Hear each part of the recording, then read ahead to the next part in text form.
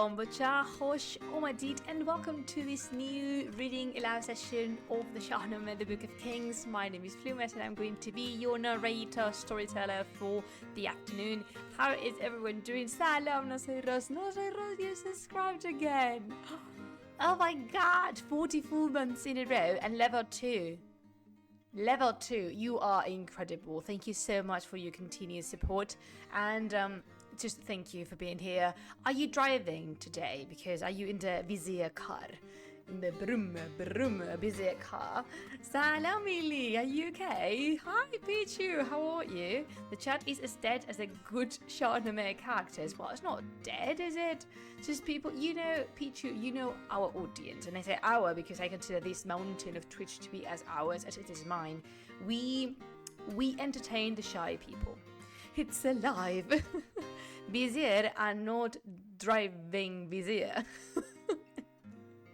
Okay, that's good to know you're sitting and comfortably safe in, I'm assuming home, but it could be wherever in the world. As I was saying in Pichu, I have made my peace so much, like really, I've made my peace with the people that are the silent kind because I knew how many of you are watching most of the time, that I can check how many people or viewers I have, but I also see who doesn't speak or barely says hello and goodbye, and that's perfectly fine. I am very happy and content with pleasing the silent audiences because I am chatty for all of us.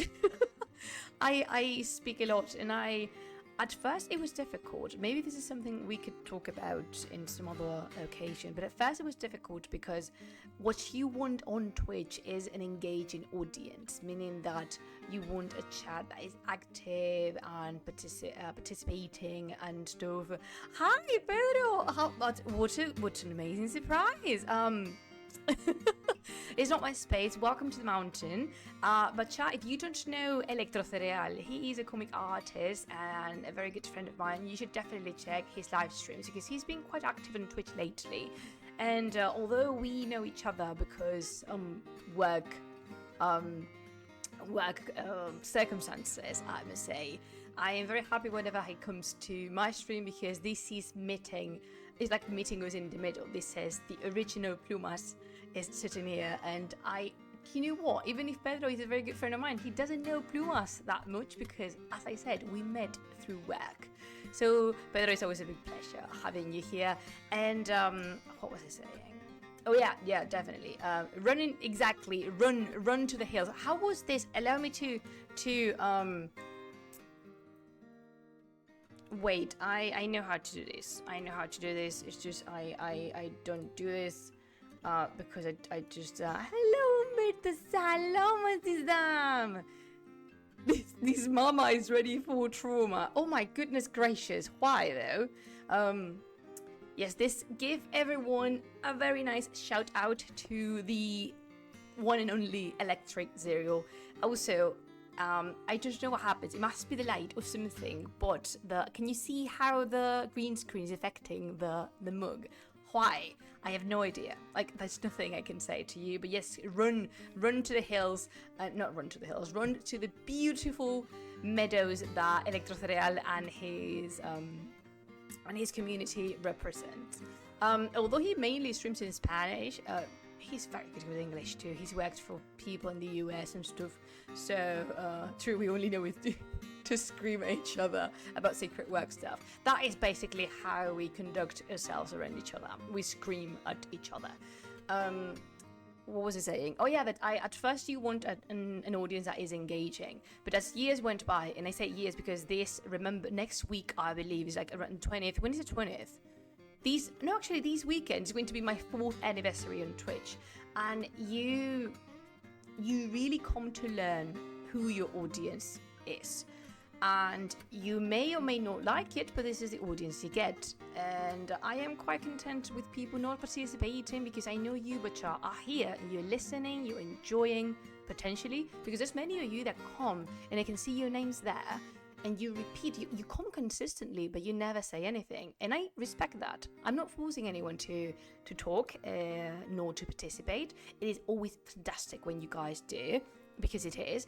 However, it's perfectly alright if you don't. And I want you, Bachar, to keep on coming and enjoying the Shāh-nāmeh with me, because remember, these book is the main reason why I opened my Twitch channel 4 years ago. So, Uloka says some people are better suited to giving a lecture, others for listening quietly, and some for disrupting talks with dumb questions. Uloko, there's never a dumb question. You know that Teacher Plumas is here, beware. Because Uloko has this magical capacity of awaking the teacher that still lives inside of me. There is not at all a question that can be dumb. There could be a weaker question facing a stronger question, but all questions are potentially powerful and enlightening. So please never consider yourself to be making stupid, silly questions. Hi, Waxen, how are you? I'm sorry for being just as good audience as I can be. Don't be. I'm saying that I'm quite content with the people I have. And again, if you don't participate, that is quite okay. I can still see you there. A Soma infiltration commando for Team Punic. You know what? Yeah. Yeah, I'm not even going to contradict you in that. As per usual, I apologize for any potential disrupting street noises, because as always, my window's open because the breeze that's coming from the sea. But I wish these beautifully magnificent sea-smelling breeze could caress you as much as it's doing here in this room, because it's wonderful to have that. For the Team Punic, of course, yes, please, sorry, Pedro, I'm going to switch for a moment, which, Pedro, es que no me gustan nada las mayúsculas, lo siento muchísimo, es que no las llevo bien. En la montaña no se grita que hay mucho eco y podemos causar una avalancha de gin. I am genuinely excited. Oh, that's actually quite nice, isn't it? I'm genuinely excited that Pedro is here, because this is the very first time that Pedro comes into contact with Plumas. Streamlabs is clapping down our audience. It is though. How is it doing that? Yeah, despite it being quite warm outside, tea is always welcomed here, like always. And I'm surprised because I got this, and I'm not gonna lie to you, the packaging and the branding were questionable, to put it lightly. So it said something like wellness, or insert here a fitting synonym. I don't know, but I read the ingredients, the blend, and I really liked it. So, no soy Rose, you gifted Electrocereal with a subscription. This is a welcoming gift. Oh, que te como la cara. Thank you so much. You are the very best. So, Pedro, meet our vizier. No soy Rose. The pillar in which the whole world of this project, Las Plumas de Simur, rests. To balance, you cannot shout, but you can have a feather. Aziza, thank you so much. You're simply the best. Better than all the rest. I'm going to, okay, not now, because my phone is dead, but I'm going to send you No Soy Rose, the Tina Turner gif whenever I have a chance, because you're simply the best. And so yeah, I am quite impressed with this one. Okay, so to the meat and potatoes of what has gathered us here today. Watson and Uloko and Umberto. Umberto, you still here? Dove sei, Umberto? I really can't pretend that I am able to speak Italian, which I don't know whatsoever. But Umberto is patient enough to bear with my stupidity. And that's the reason why Umberto is familia. Remember. There's multiple sayings in the lore of this channel. One of them is everything's better with dragons. The second is I don't know, it's escaped me. But one of them definitely is Umberto is familia. So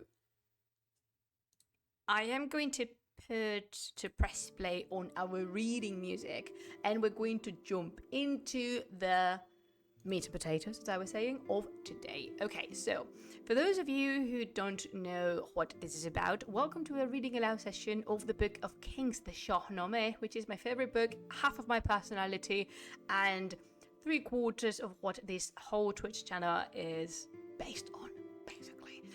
We are already in part 41, but in case you want to learn what happened before and listen to all the other reading aloud sessions, you can do so on YouTube and on the platform iVox.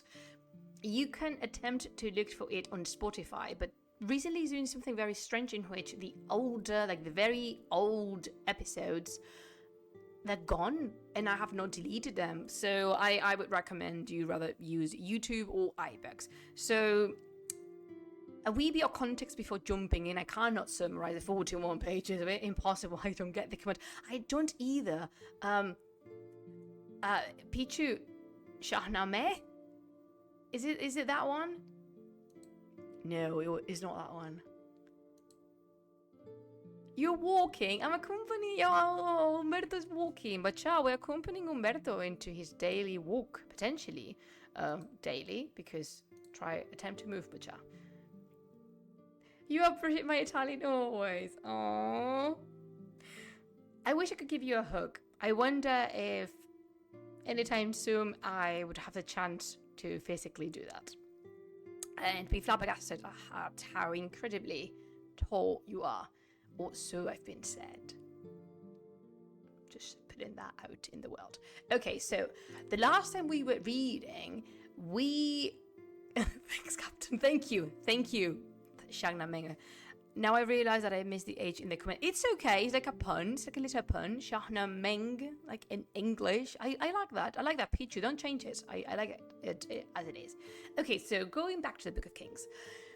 The last time we were reading, everything was in shambles. But if I am completely honest with you, Bacha, everything has been in shambles since the death of Iraj. And that's a while ago, because we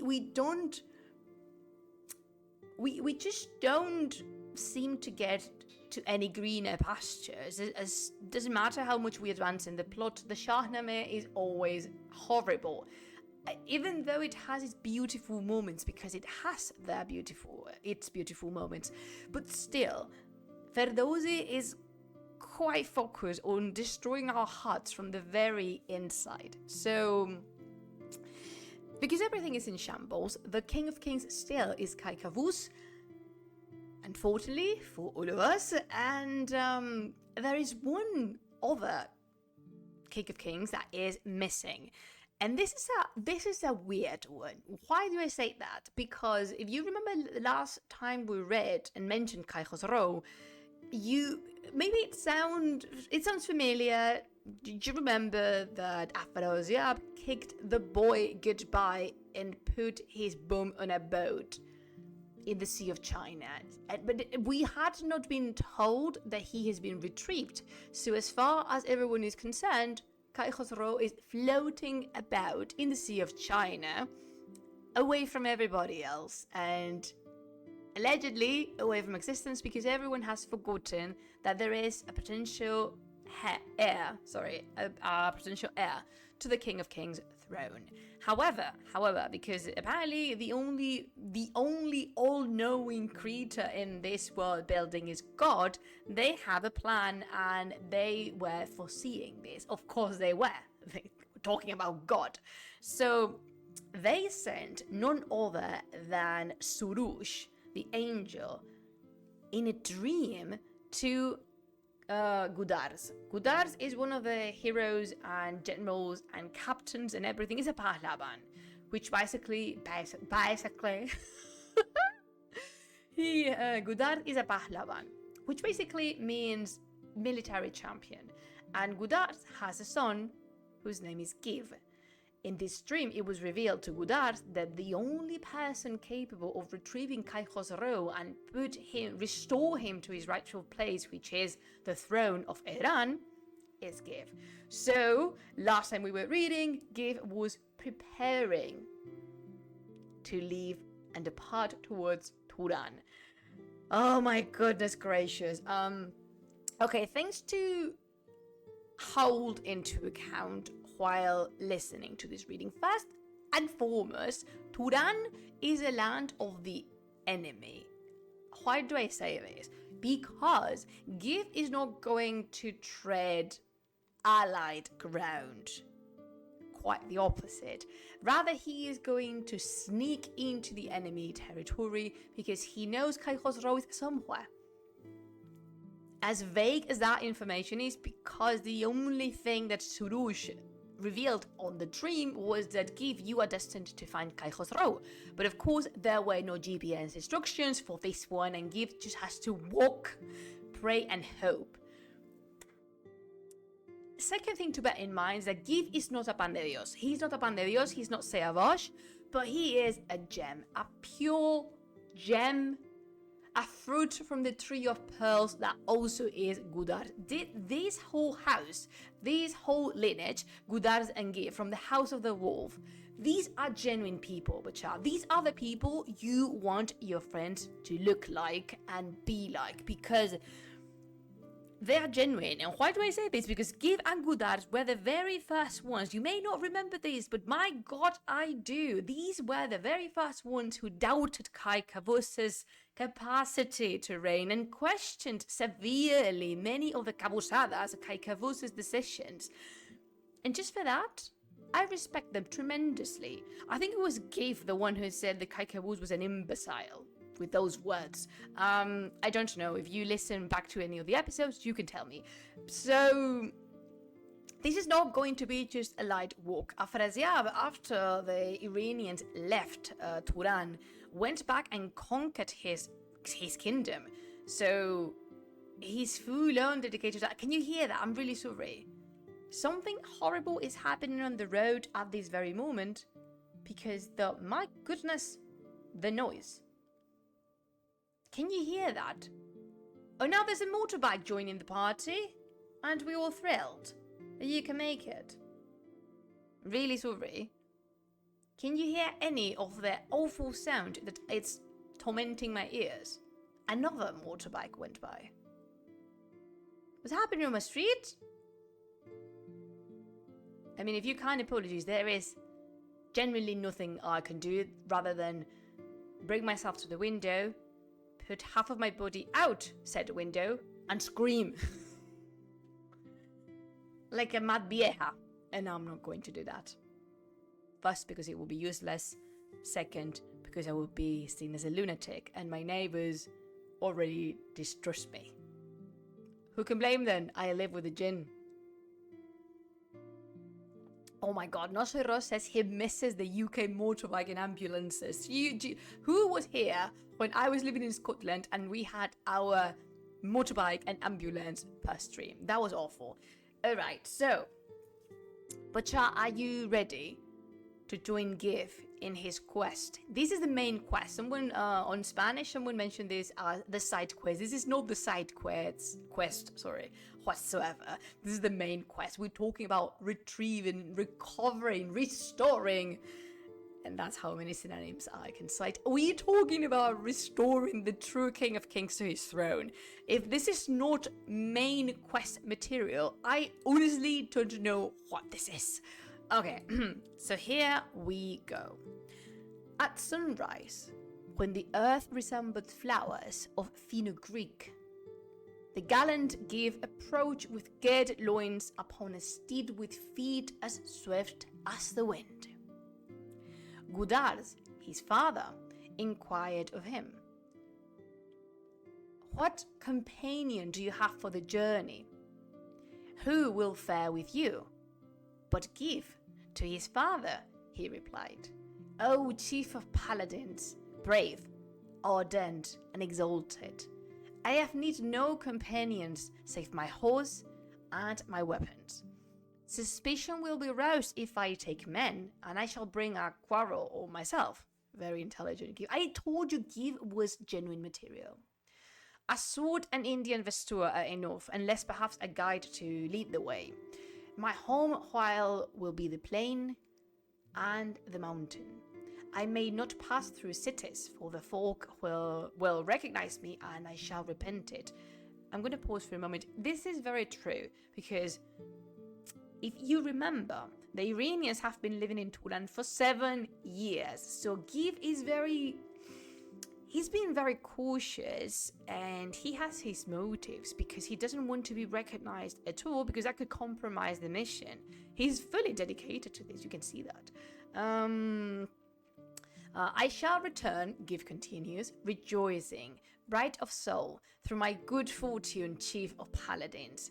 Tend heedfully my little son, Bijan, and guard him carefully against mischance. Give him instruction in the art of war, and he needs also to learn about to feast and the fight. Okay, I'm going to pause again. Bijan, you don't know him yet, because by this time, Bijan might be 8, 9, 10, 11-ish. Something like that. But Bijan, I don't want to spoil anything, but chat, Bijan, he is, I told you the people from this lineage are good quality material, because we have Godard's Give and now Bijan. Bijan is among my favorite characters in the Shāh-nāmeh. I said that, sorry. But he's so fun. He's not the most capable, and we will find out why as time goes by and readings go by, but he's so fun. He's so pure and big-hearted. He's just so sweet. He's a wee bit of a jackass, but honestly, look the world this boy is growing up in. Who can blame him? I definitely can't. Okay, so and also there's a mention here to the feast and the fight. We've mentioned this notoriously on the reading aloud sessions. The basm and the razm. These are the two principles a prince must be an expert at. Fighting and feasting, meaning that you should learn to behave on the court and also in the thrill of a fight. One day I will bring myself to write a very long script about the basm and the razm, because it's so interesting. I'm really sorry. Can you... No soy Ross, ¿se oye el taladro de obra?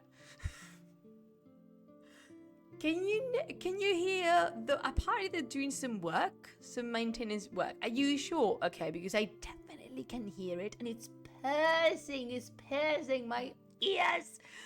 Hi Illy. Did I say hello to you? I think I did, innit? And if not, hi Illy, how are you?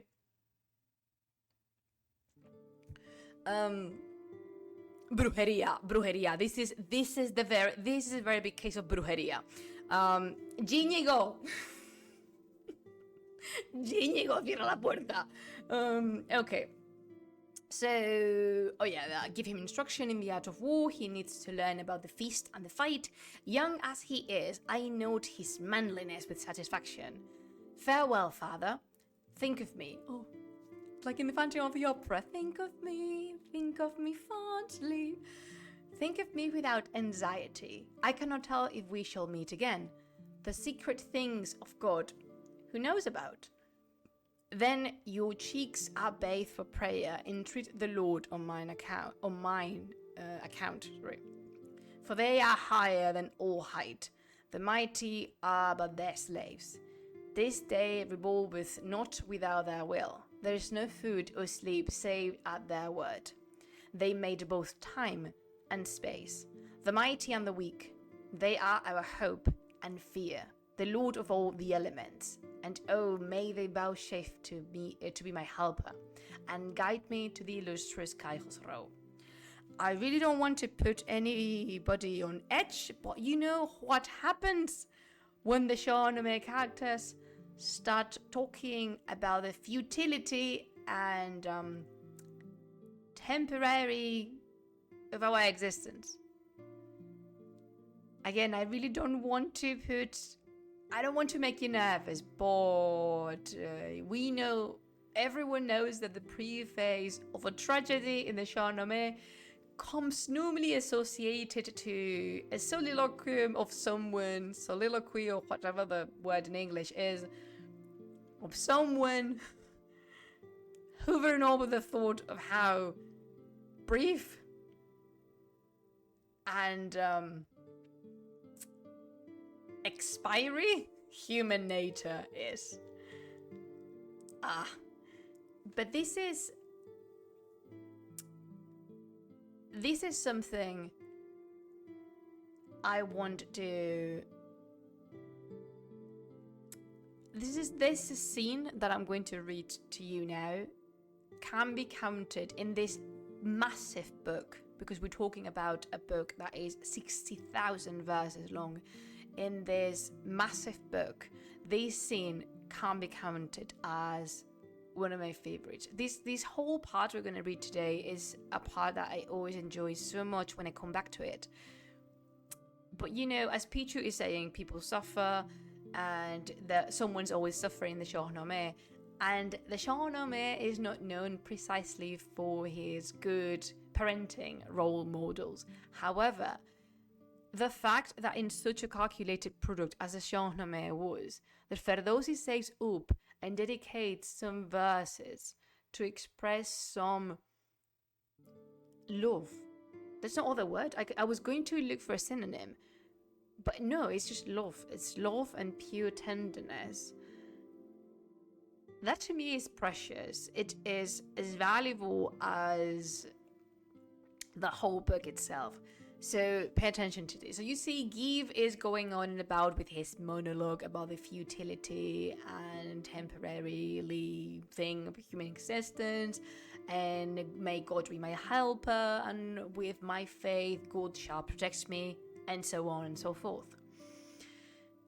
However, the poem says, the father, hoary-headed, while the youth, fierce as a lion, gathered up his loins, knew not if he should see his son again, and was distracted at his setting out. He was not listening to his son as he spoke. Godard dedicated some moments to observe his child, because yes, he's an adult and everything, but he is his son. And as a dad, Godard is painfully realizing that there is a good chance that they may not see each other again. And that hurts him because he's human. He's convinced, and, you know, he's fully trusting God with this one, as one should do. However, he cannot help but be scared of the future, a future without his son in it.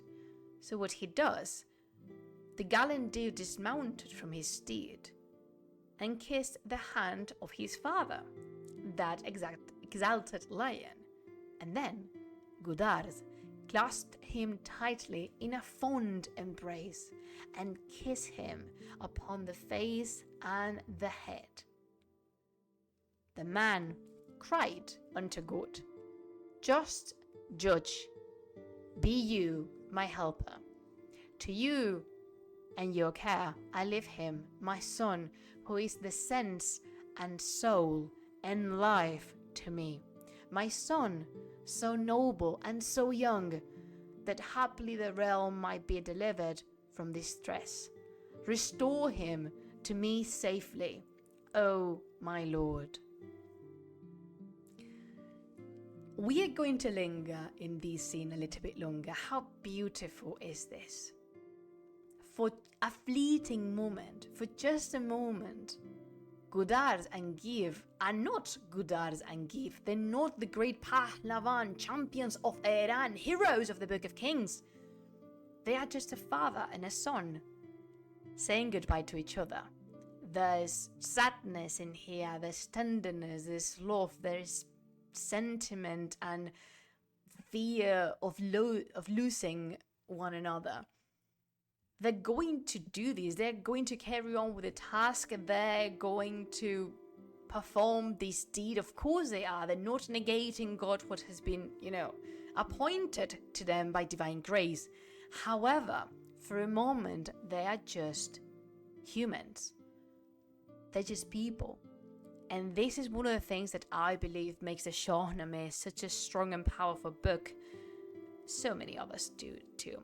But again, remember that the Shāh-nāmeh is a product created to legitimize dynasties and justify the government of many in the throne of the Persianate.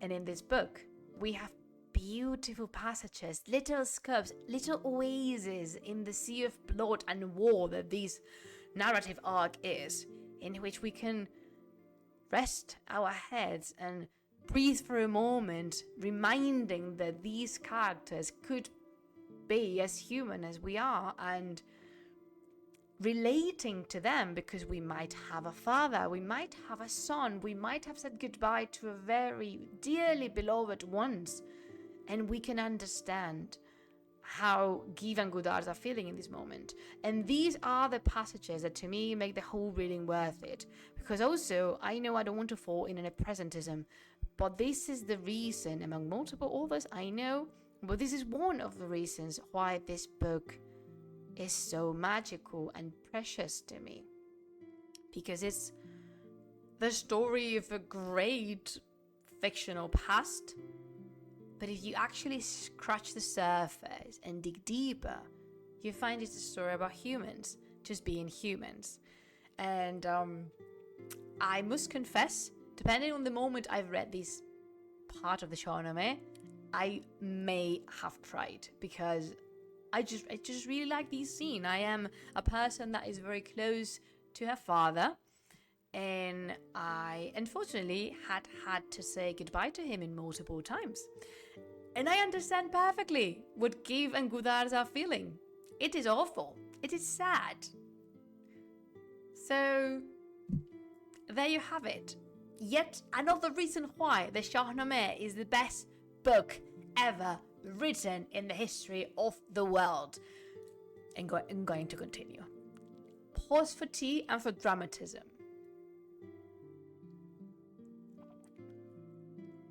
No, yeah, I know. Uloko says, except for Kai Kavuz, can't relate, sorry. Of course.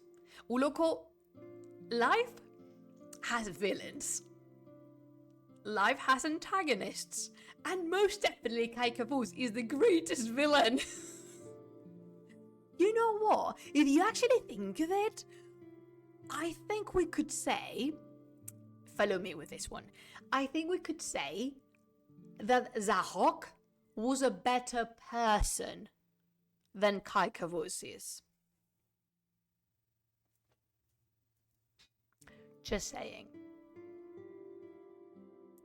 I know I am biased because Zahok is the apple of my eye, but think of it, just give it some thought. Just give it some thought. And we can discuss this in a forum some other time. Okay. So, here Ferdowsi includes some of his very depressing verses, because if we know one thing about Ferdowsi is that he was not at all a happy person. Yet Enosaki.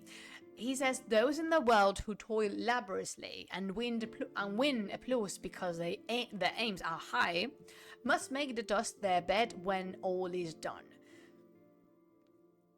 Okay, so I know where this is going. I'm going to make the disclaimer / warning here that I could not make in Spanish. I'm going to read non-stop one of the most depressing monologues in the Shāh-nāmeh that then switches towards a much more spiritual, connected with God vibe. It's a little part of Sufism inserted in the Shāh-nāmeh, because apparently whenever Ferdowsi wrote these verses, he was divinely inspired, or at least he was feeling very spiritual. So it's going to be a while for us to go back to Give. So if you want to go grab some snacks, I'm just gonna read everything. I'm gonna just, lean in my chair, grab my tea, and start the reading. Those in the world who toil laboriously and win applause because their aims are high must make the dust their bed when all is done. That is their bane. An antidote is known. You sojourn here, you know, is soon sped. Why set the crown of greed upon your head? Can't you still wear it after you are dead? In this world, ampler pleasure you can't take.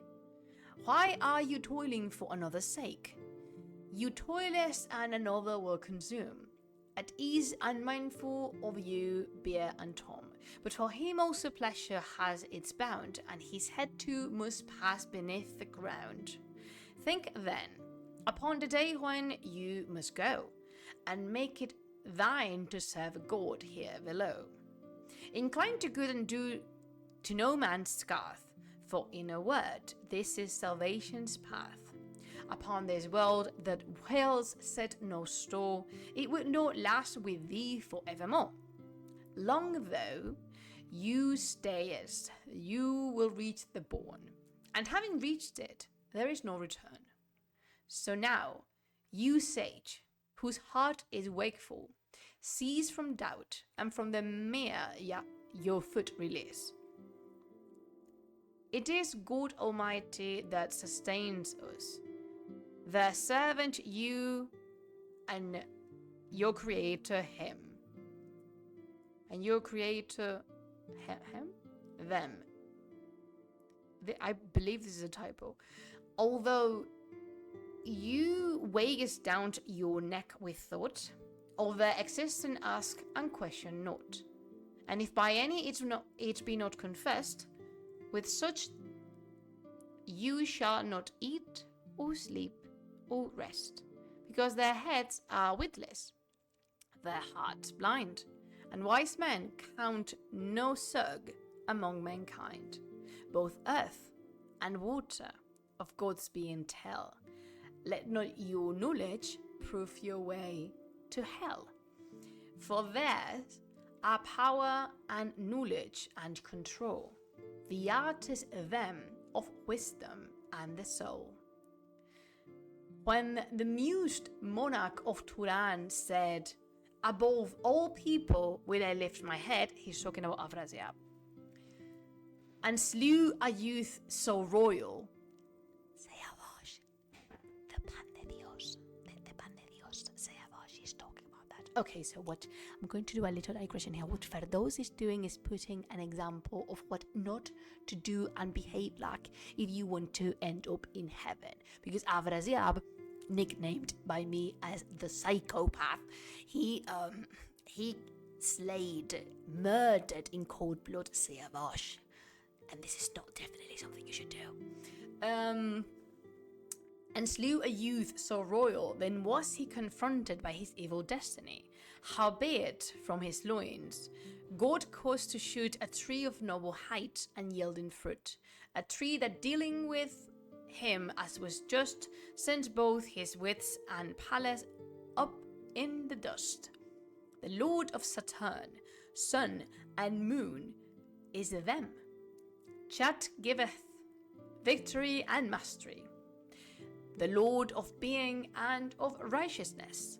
It is them that has gave us more and less. There is one path, their will, and only one, a knowledge hidden from the moon and the sun. At their command, then, girded up his loins, and like a savage lion, sailed forth. Oh my god, that took a while. I'm really sorry. Allow me to pause. So, quite rightfully, you might be asking yourself, what is this? Isn't this supposed to be a story? No! Advices. Okay, so Nosotros has summarized all this monologue as follows. Advices: don't murder pan de dioses, and don't undervalue Kavus's stupidity. Definitely, that is what we are bringing with us today. That is the lesson for us to learn. Okay, so why is this? Why is out of the blue Ferdowsi throwing this lengthy and intense monologue onto us? Because the Shāh-nāmeh is not a novel, it is a product, and these were supposed to be recited in the highest of the highest circles of society, and sometimes princes, kings, ministers, and so on must be reminded of the futility of their power, because after all, what lays in this monologue is none other than we are all going to die, and remember that you might be very powerful, but you're gonna be dead, same as everyone else, so don't think too much of yourself, because what happens when you think too highly of yourself is that you commit atrocities and crimes against the law of God. Like, and then he puts the example of Afrasiab, like Afrasiab murdering Siavash with absolutely no reason to do so. I am still very salty. Very. Afrasiab, I wish you dead. Como te odio. Okay, so, to be completely honest with you, I think Siavash's murder, like his death, is a joint effort between Afrasiab and Kai Kavus. Because I am positive to say, without hesitation, that Kavus was the one killing his own son. Anyhow, so yeah, this is why. This is just a reminder, and also sometimes poets feel entitled to give out some lessons, some humility cures, if I may, to the powerful ones, because, they're speaking the tongue of God, the secret language of poetry. And again, Ferdowsi was a spiritual man. Also, super important, these also serves me to speak about another thing, which is the Shāh-nāmeh is a Muslim book, written by a Muslim man, in Muslim circumstances. Why do I say this? Because we would be missing a tad if we overlooked this fact. The context will be definitely damaged if we ignored the evidence, which is this is a Muslim book, because spirituality is a big part of it. We would not understand all these mentions to God and all these speeches heroes and protagonists have about putting their lives on the hands of God and talking about destiny and the fixed stars and constellations. If we overstep the fact that this is a Muslim book, we miss the context, and there's absolutely nothing wrong with this being a Muslim book. It's just the fruit of its circumstances. It's natural. It's just what it is. And we need it to understand the importance of the text. Same as we may need a map and learn the political and cultural circumstances in which this book was created. Okay, so now after we go back to Give, finally, Give, like a savage lion, sailed forth with a TH. He took no one with him because, again, he wanted to be discreet. We're going into this low profile, undercover, secret mission. And then he resigned to God, his body used to luxury, because after all, he is the son of a Pahlavan. And I think he is considered to be a Pahlavan too. So he is used to certain life quality. But no, he is convinced and he is determined to undertake this task in the less luxury possible. If when he reached the marshes of Turan, he found a man alone, Give questioned him in Turanian language, as to Kai Khosrow. When such replied,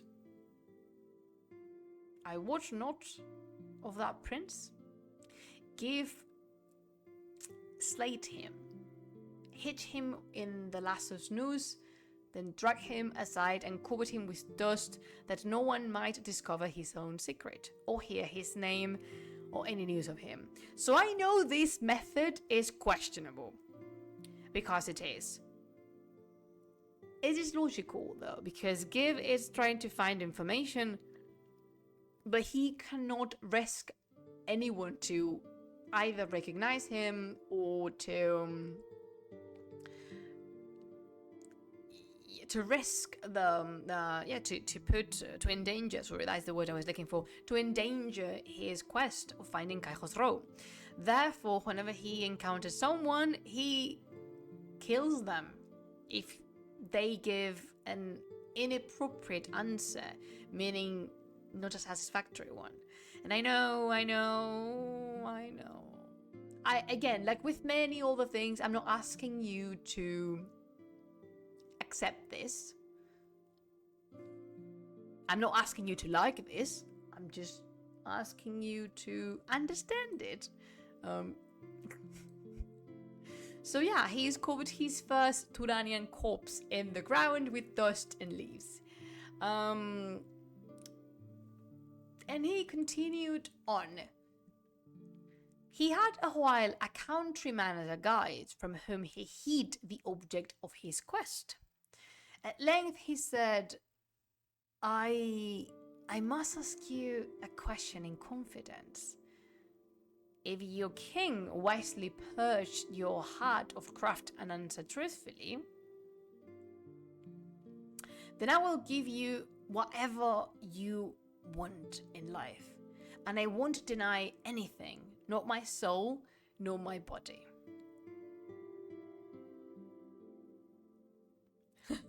Uloko says, sorry, nothing personal, national security. Unfortunately, it is, yeah.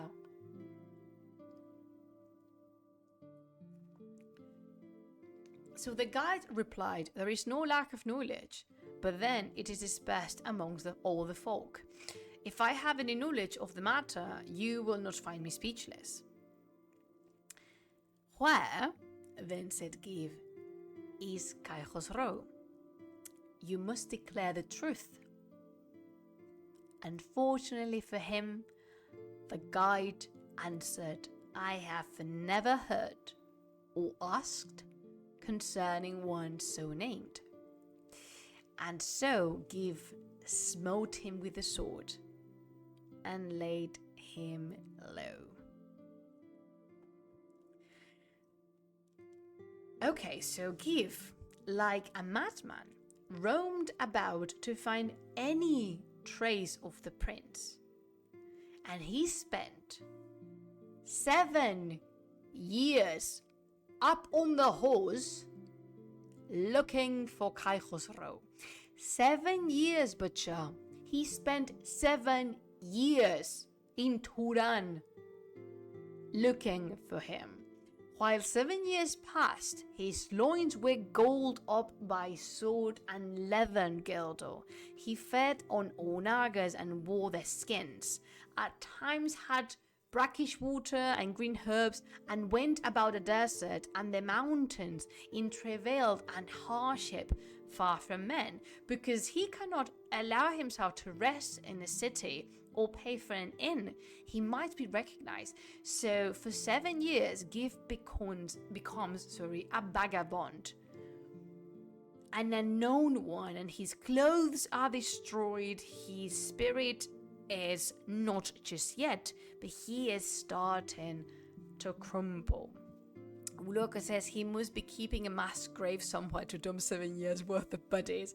You know what? This is something people also asked and wondered back in the Spanish reading. Like, how many has he killed in the 7 years? Many. How many people has he killed? Yes. That would be the only answer that would be correct. At this point, says Uloko, there's no way this mission can be low profile anymore.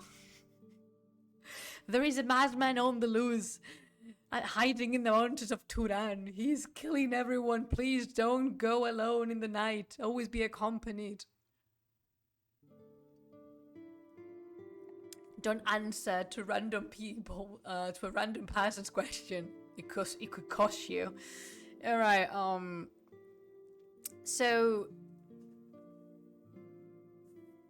here the poem gives a little bit of a context, explaining that at the time when Rostam led his host across the river to the Iranian side, meaning when the Iranians abandoned Turan, Afrasiab returned to Gang, the capital of Turan, and Turan came to his hand again. He was restored as the king of Turan because, yes, I am going to answer you and ask a question. Afrasiab, like Kaikavuz, doesn't appear to be willing to die just yet. These two jackasses are eternal. They just don't die. We've lost so many characters while both they were alive, and yet here we are. And then he called Piran. If you don't remember Piran, that is perfectly okay. But Piran is possibly the closest person to the king of Turan. He is his right hand and his counselor, and the only person that can get to Afrasiab occasionally. Because I'm not gonna give you any hope. No, Afrasiab is still a psychopath, we all know and hate. But Piran can sometimes get to him. Okay, so he called Piran and told him, bring Haiva ill-starred Kaikhosro back from Machine and give him to his mother, but have the rose well watched. Okay, so what I understand here is that the kid has become a pirate at this point or something, because he was in the open sea. But in here, the word machine could be a poor translation for... No, not really. I mean, Shin is China. But let me look at the dictionary or something.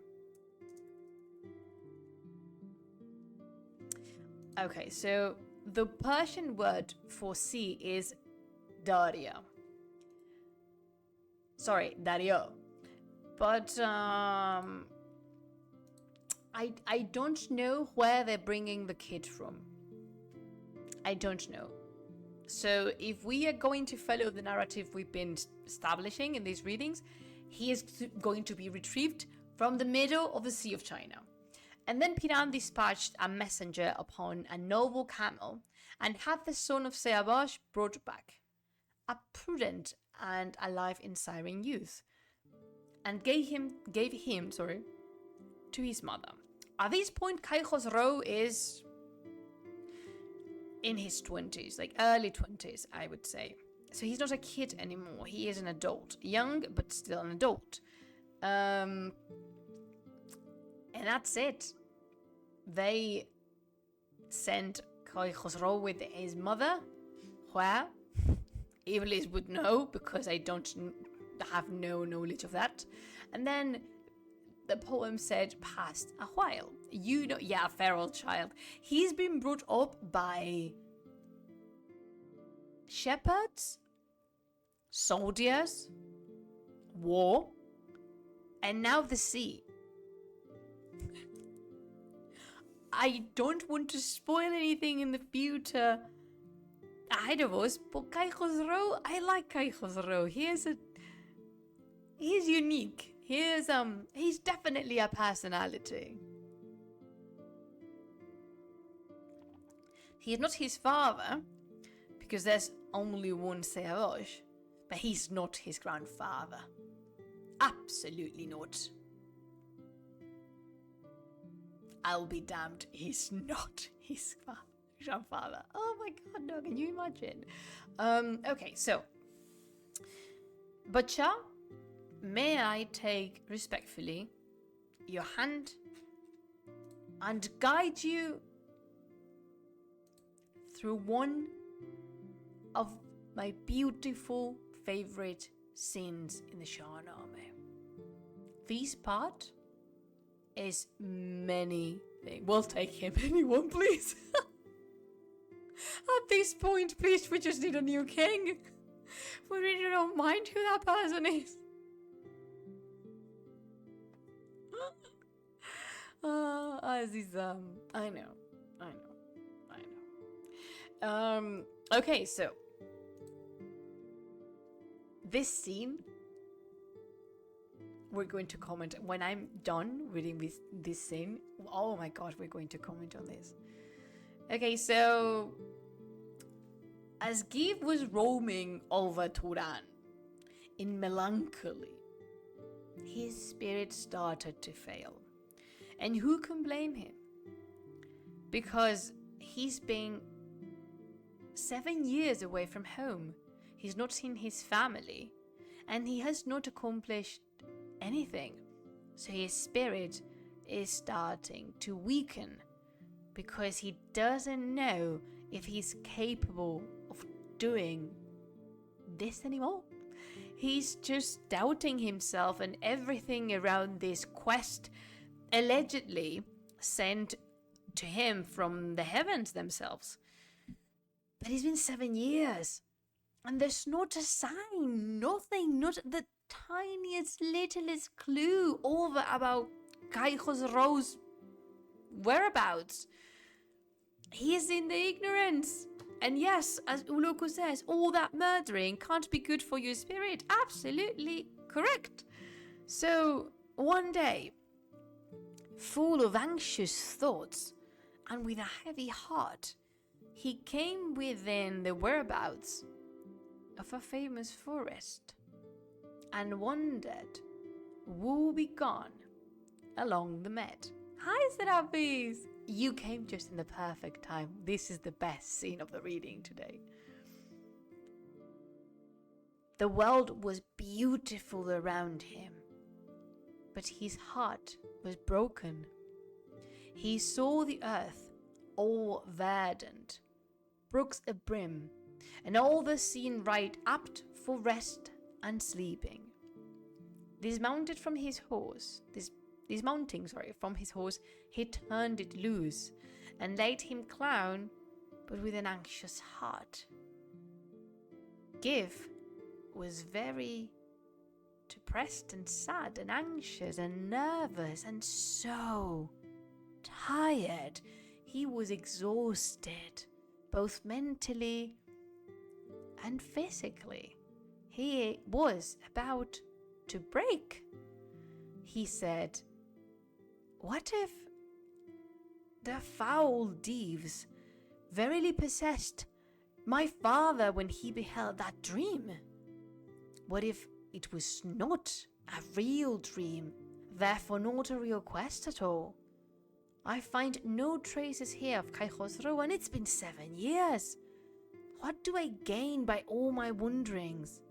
Now, while my comrades are engaged at war, and while my friends are sitting at the feast, these seeking pleasure, those in the quest of fame, my lot is throwing walnuts on a dome. It's useless. I do but spend my soul in vain. It is like a bended bow. Khosrow has not been born at all, or fate has flung him to the winds. These, at this point, are the only possibilities Give came up with. Either he never existed, or he's disappeared into thin air, because nobody in the whole Turan knows about a person named Kai Khosrow. Not a single one. Uloko mentions something interesting. He says surely he must have gained plenty of loot. Not really, because he cannot carry anything with him. And also, this is not a quest for fame, and he's not going on a military mission per se. He is instructed to retrieve Kai Khosrow, and for that he must travel very light. So he's not accumulating any wealth at all either. He's a vagabond, he's a wanderer. A horse, a sword, a lasso and a shield, potentially a bow. That's it. There's nothing else. There is nothing else.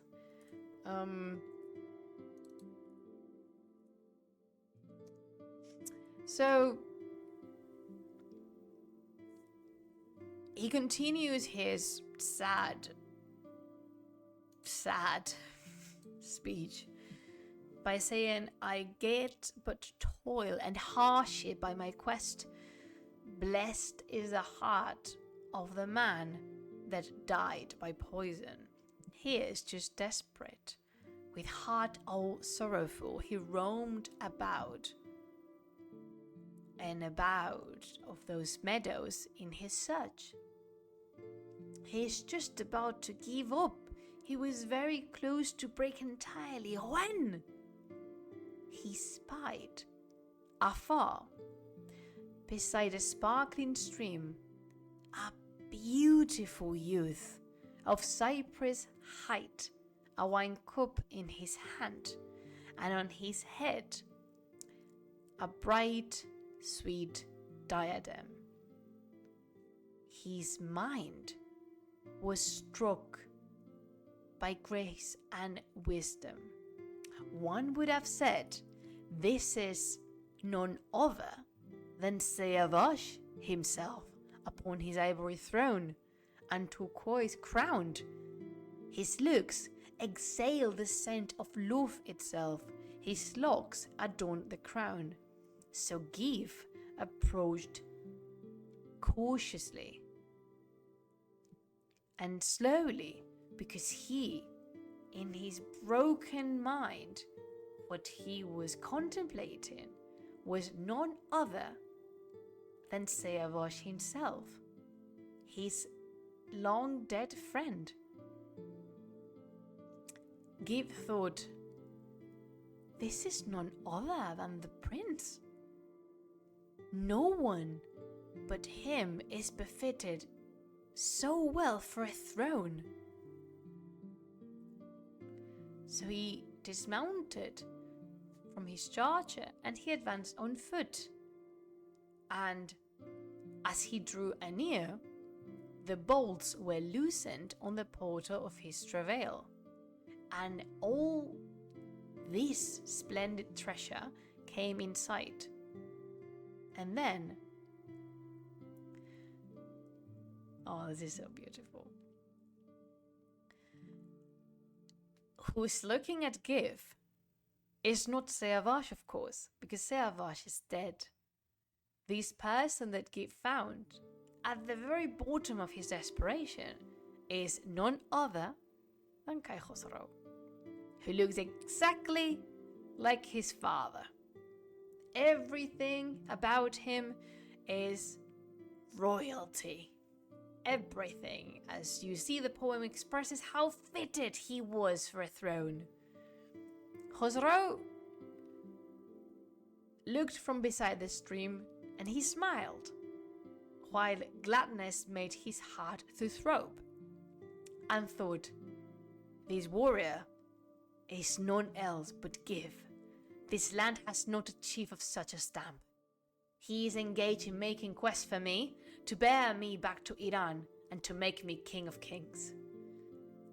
As that redoubted warrior approached, Khosrow, the prince, moved forward from his place and said to him, "Oh, Give, you are the most welcome. You are coming here. This is wisdom-fitting gift. How did you make your passage to this land? What tidings have you be and about touching Tus, Gudars, and Kaikavus? Are they in happiness? And do they in their hearts think of me, Kai Khosrow? How is with the elephantine warrior, Rostam, the aspiring one, with Zal and all the rest?" And Give, hearing these words, he was amazed and exalted, because he found him. And he invoked the name of God. And he said, "Oh, exalted prince, all of us yearned for you. But I thought, when I saw you, that you were Shāh-nāmeh, my friend. But I can see now that you are none other than his son of royal race and wise. But say, who told you about Gudars, Give, Keshbad? How do you know these people? Because Give is very right in asking. Guy Khosrow has no way of knowing these people. He's never met them, but he's listed perfectly all of the Pahlavan, all of the heroes in Iran. Kai Khosrow then answered, "Oh, lion warrior, my mother told me this. My mother told me someday I will buy." Do you know that song? Beautiful. My mother told me this, that when my father, by the grace of God, entrusted unto her his last commands, he said, he's talking about Shāh-nāmeh, "Whatever mischief may befall me, still in the end will Kai Khosrow appear and bring a key to open all the locks. When he has grown to be a noble warrior, the doughty Give will come forth from Iran and bear him to the throne among the nobles and lion men. His valor will restore the world and execute revenge for me." Okay, we're going to make a pause. First, there's many things to comment and to touch upon in here. First, how beautiful, slightly heartbreaking, but moving nonetheless, is the scene in which Give, tired, exhausting, and feeling like a failure, he feels he's seeing his friend who's dead. How beautiful is that? I love it. I think it's wonderful how they meet in the stream and Give approaches him saying, "Shāh-nāmeh, you're here." But he's not, because it's not Shāh-nāmeh, it's Kai Khosrow. I love that so much. I cannot emphasize it enough, and I wish I had the proper English words to express myself, because I can't. This is so many things to me. Second part. You've been with me through the readings. You know the story, and you've been with all of us through the passing of Shāh-nāmeh and the last thing he said to Farigiz, the mom of Kai Khosrow and his wife. So you could think to yourselves that Kai Khosrow is saying is a lie. He didn't say, "Oh, Kai Khosrow will appear and then Give will come from Iran, blah, blah, blah, blah, blah." That didn't happen. Why is Kai Khosrow lying to Give? Is he lying at home? Okay, allow me to explain. The Shāh-nāmeh is a very long poem that was made to be recited in front of an audience. This means we are only going to be brought up things and elements that are fundamental to the plot and its development whenever the author considers fitting. We're not going to be told these words back when Shāh-nāmeh was murdered. Why? Because we're not going to remember when they come relevant, when they are relevant for the plot, which is in this very instant. So no, Kai Khosrow is not lying, but this is the way Ferdowsi and all the poets have of highlighting certain plot parts and certain elements of the narrative to the listeners. Be like, aha, how is it possible that Kai Khosrow knows of what has been prepared to him? Well, it's because Shāh-nāmeh already knew, and Shāh-nāmeh transmitted this idea to Farigiz, and Farigiz passed it on to Kai Khosrow, and now Kai Khosrow is explaining that to Give. We know that didn't happen, but that doesn't mean it's not real. Am I explaining myself? It's a little bit tricky, but it's a narrative technique. It's a way of constructing the story and allowing the listener to enjoy the part without having to make a big effort of memory. That's the reason why some parts may be repetitive or may be,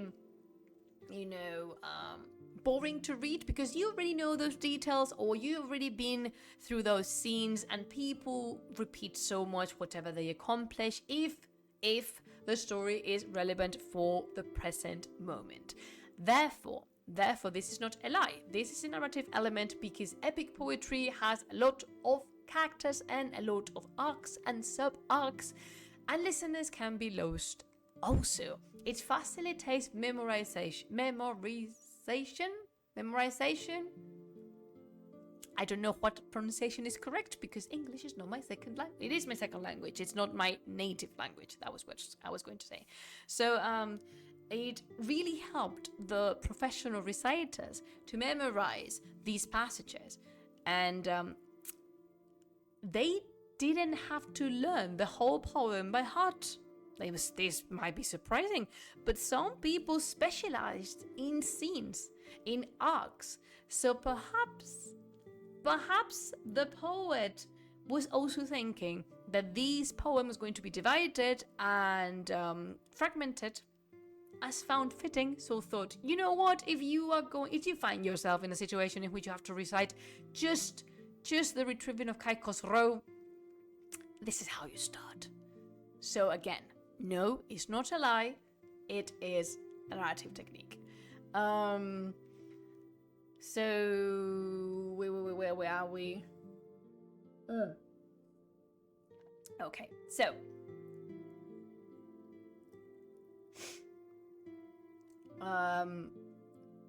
Give is still perplexed. Who wouldn't be?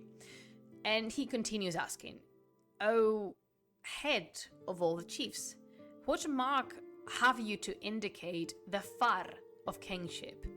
The mark of Seavash was manifest, as if it were a drop of pitch upon a rosebed.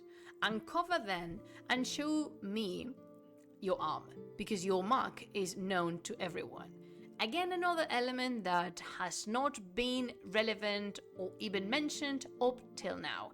We know for a fact that if Seavash had a birthmark that signaled the far, we never heard of it.